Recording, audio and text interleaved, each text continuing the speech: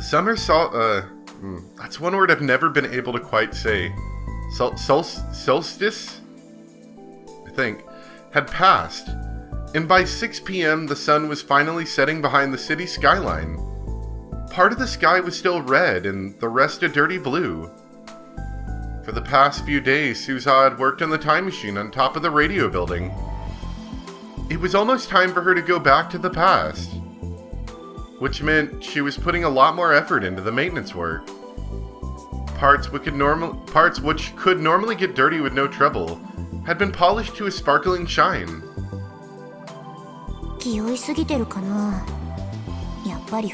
Oh, is Mayuri gonna come up there and say she wants to go to the past? She finished her work, put her tools back in the box, and stored the box in the time machine's cockpit. Then she sat down in the control seat and took another look at the battery gauge. With the amount of fuel she had left, in less than a month she wouldn't be able to go back to July 27th, 2010. She had to leave this era before that time limit passed her by. The original plan of taking Okabe to the past looked like it was going to fail.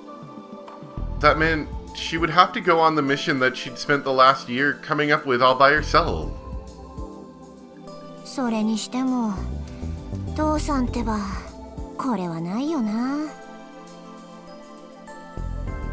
She chuckled to herself and stuck her hand deep into the computer core. Inside was an external hard drive that clearly belonged to 2011, not 2036. Daru had probably put it here when her back was turned. One of the secondary touch panel monitors was displaying a warning that said, "Foreign object detected in cockpit." These machines were capable of breaking through early 21st century camouflage in less than a second. It was clear from the way the fake wires were laid out that monitoring and data retrieval were not its objectives. He'd probably hidden it here because he didn't want anyone to find it. Maybe she should just pretend she didn't see it, and leave it here until she was just about to leave. As she pondered the best course of action, she heard the heavy door outside opening.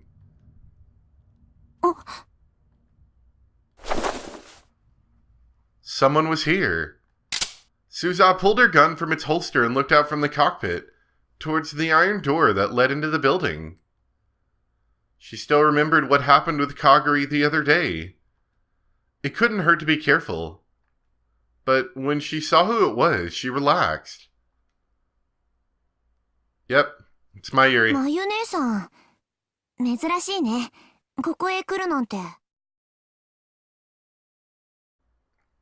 She put her gun away and jumped out of the cockpit to welcome her. すずさん。泣いてるの？何があった？ Suza had no idea why the always smiling Mayuri would be crying.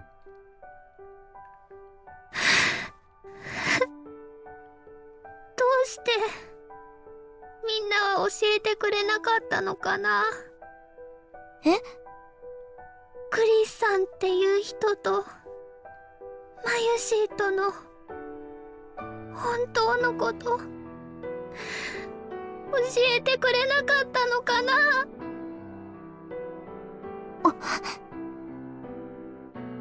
She almost spoke, but quickly cut herself off. How did she hear, and from whom, the cruel truth that Mayuri's survival depended on Makise Kurisu's death? There was nothing in the world Suza wanted to see less than the look on Mayuri's face when she discovered that. 誰に聞いたの？ But there were only a few people who knew the truth. Excluding herself, only Okabe, Daru, Ferris, and Maho. And none of them would deliberately tell her. In fact, they'd all hidden it for her sake. オカリンと真帆さんが話しているの。Then it was an accident after all.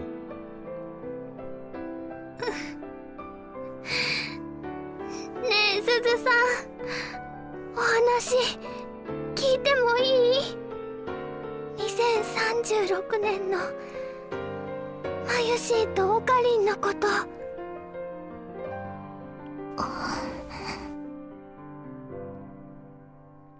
Suzawa wasn't sure what to say. To be honest, she didn't want to say anything at all. It wasn't something that would make her feel better. 未来のことは知らない方が幸せだよ。Another line of tears spilled down Mayuri's cheek. マユシーなんてね、この世界にいても何の役にも立たないよ。だったらクリスさんの方が世界のためにもオカリンのためにもずっと必要なんだよ。Suzawa suddenly felt like she was looking at the Mayuri she'd known in the future.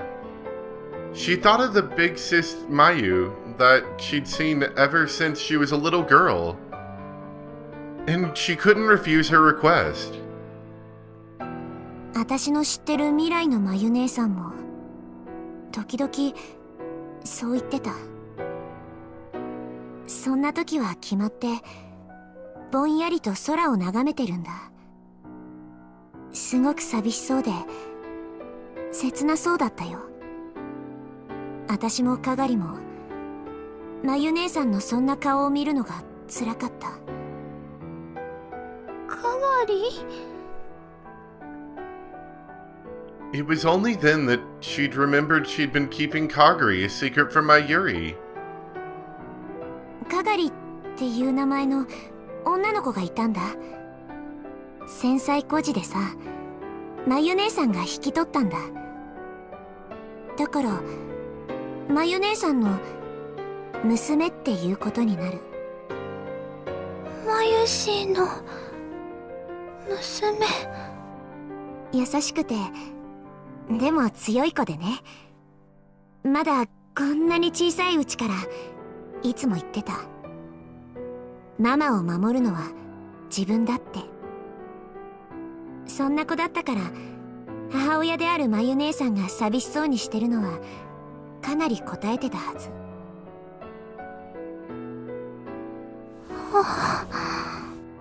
そういえば7月7日、今日って七夕って言うんだってね。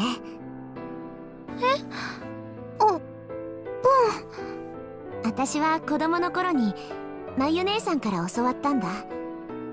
織姫と彦星が年に一度会うことができる日だって。大気汚染がひどくて星なんて見えない時代だったけど、まゆ姉さんは言ってたよ。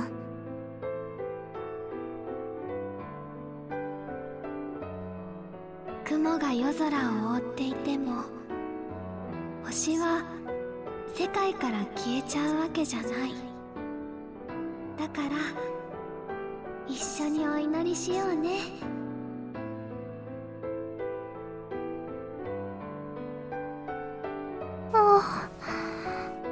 そんなまゆ姉さんの言葉が私やかがりには希望になったんだ。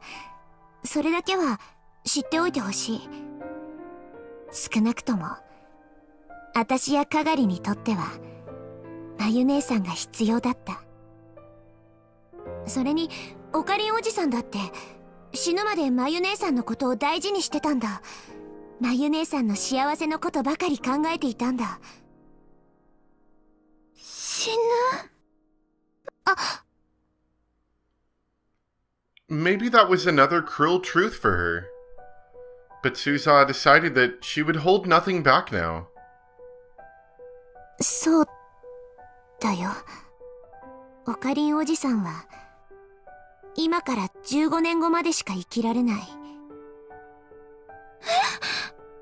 まゆ姉さんをかばって死ぬんだ。嘘。オカリンおじさんは最後にこう言ってたって。父さんにまゆりの命を助けることができて本当に良かった。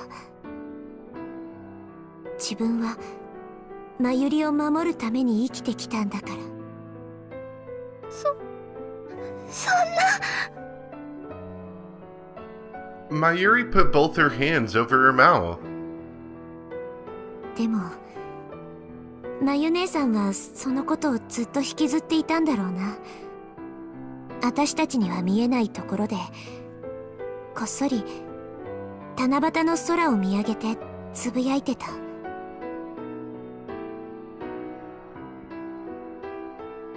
あの日、私の彦星様が復活していたら、すべてが変わっていたのかな。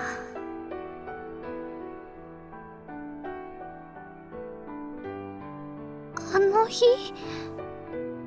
私の彦星様、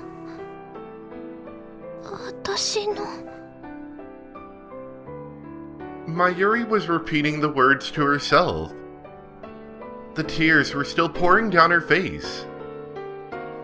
But her sad cries finally came to a stop. She was still shaking, but her voice had gotten quiet. どういうことなのかな。私今ならわかる気がする。1年前私オカリンおじさんの態度に本気でムカついたんだ。チャンスが目の前にあるのになんで諦めるんだって。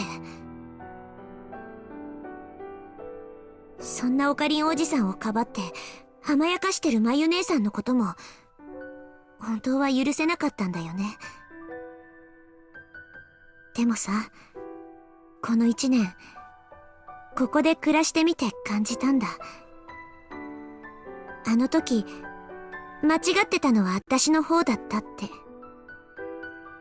今ならあの日のオカリンおじさんともっとちゃんと話せるかもしれない。あの日。それでうまく説得できるかどうかそこまでは自信ないんだけどね。As the sun set in the west, the shadow of the time machine lengthened, and Suza's along with it. 私に残されたチャンスはあと一度だけ。それなら未来のまゆ姉さんの言葉にかけてみようと思う。マキセ・クリスが殺された日じゃなく、まゆ姉さんの言ってたあの日へ飛んでまゆ姉さんの望みを叶えられるかどうか試してみる。まゆしーの望み。Suza gently rubbed Mayuri's tiny little shoulders. それがシュタインズゲートへ向かう鍵だって信じてみる。シュタインズゲートを開くことができるのは彦星をやめちゃった普通の星じゃなくって、まゆ姉さんの彦星しかいないような気がするからさ。つまり私が新たに考案したミッションは彦星の復活。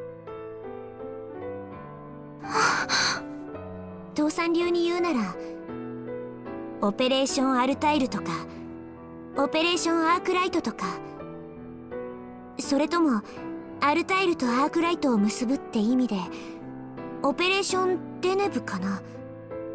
父さんほどのセンスは私にはないみたいだ。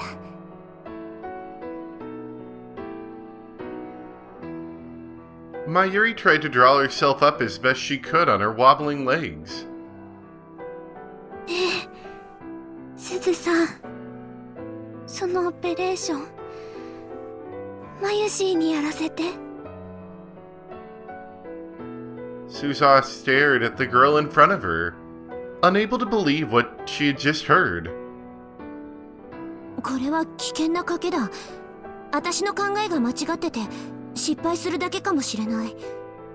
タイムマシンにも限界が来てて、いつ制御不能になるかわからない。そのまま消滅してしまうかもしれない。それでもお願い。まゆユシーだってラボメンなんだよ。オカリンとダルくんに助けてもらってばっかりなのは、まあ、嫌だよ。Mayuri rubbed her eyes hard and wiped away her tears. Life was slowly returning to her frail body. マユシーね。オカリンのことが、多分、クリスさんと同じぐらい。Oh. ううん。違う。絶対に、クリスさんに負けないくらい、ずっとずっと大好き。けど、だけど、私は、法院京馬が、もっともっと、大好きなの。私がおばあちゃんを亡くして、この世界から消えてなくなっちゃいそうになってた時、そんな私に向かって、この世界にずっといろって言って、救ってくれたの。それが彼なの。私の彦星様なの。私ね。もう一度、彼に会いたい。あの偉そうな高笑いを、また聞きたい。たとえ私が、織姫様になれないって分かってても、それでも、私にとっての彦星様は、これまでも、これからも、ずっとずっと、彼以外にはいないんだもん。法院京馬に、会いたいよ。The girl who could never be Orihime shouted all of her feelings to the world at the top of her lungs. And right in that instant,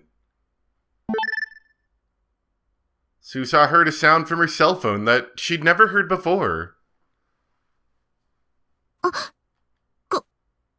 これは。 It was the sound of a video message. When she saw the sender and subject line, Susa gasped.